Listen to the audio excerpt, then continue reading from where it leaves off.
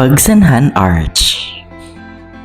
Every time na dumadaan ako dito, hindi ko talaga mapigilan na i-capture ang arch na to. This is the guy who got lost. At samahan nyo kami ngayon dito sa Cavinti, Laguna. Tara! Cavinti Lake.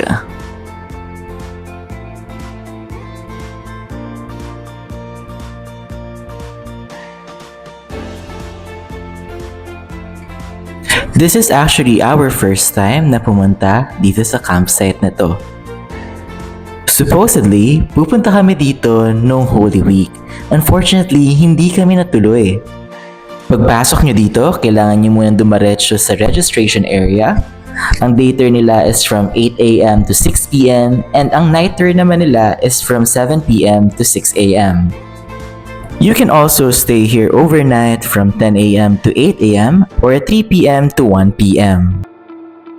They also have allotted space for car camping and motorcycle camping here. Pero kung hindi nyo naman trip mag-motorcycle or car camping, they also have accommodations inside the main campsite. They have 5 types of accommodation. 1 is concrete cottages, 2 is tiny cabins or teepees, 3 is nipa huts, 4 is floating cottage, and 5 is tents. Please take note that they have limited mobile network inside the main campsite. Welcome to Chandava Lake Resort. Here are the sample of their tiny cabins and teepees. Medyo mababa lang yung tubig nung pumunta kami dito, as we all know, summer ngayon. Pero kahit summer, hindi mainit at malagkit ang hangin dito. We rented a tent nga pala as we stay here. This is only 500 pesos for 2 packs na. Sila na rin ang magsaset up ng tent ninyo. You can also rent beddings and pillows for more comfortable stay. Tara, relax muna tayo at magkwentuhan. Tingin ko, ito yung the best spot para mag-tent dahil, as you can see, may shade ng mga puno.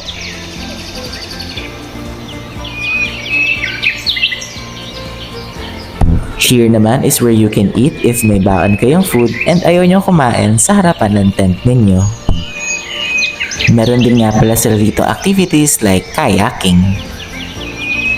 Pumunta kami dito ng Sunday which is May 5, 2024 but as you can see, wala kayong makitang tao. To be honest, very relaxing tong place na to. After mag-ikot-ikot sa campsite, tara, magpahinga muna tayo.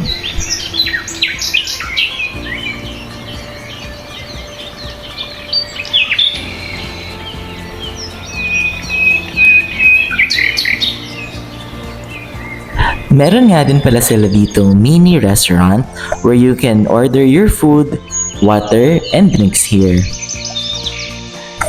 Yan ay kung wala kayong baon na pang-camping katulad namin na very unexpected din talaga yung visit namin dito.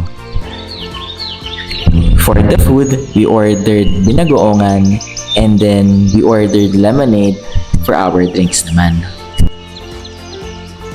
Dito na rin nga pala kami kumain sa harapan ng tent namin since may dala naman kaming camping chair and hindi naman din mainit. Sa full day tour stay namin, 2 lang yung nakasabay namin dito.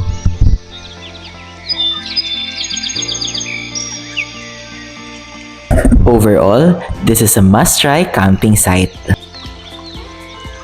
Thank you Chandava Lake Resort for accommodating us. Gusto man namin magstay ng mas matagal like overnight pero kailangan na nating umuwi. Definitely, we will go back here. Thank you guys for watching. Bye!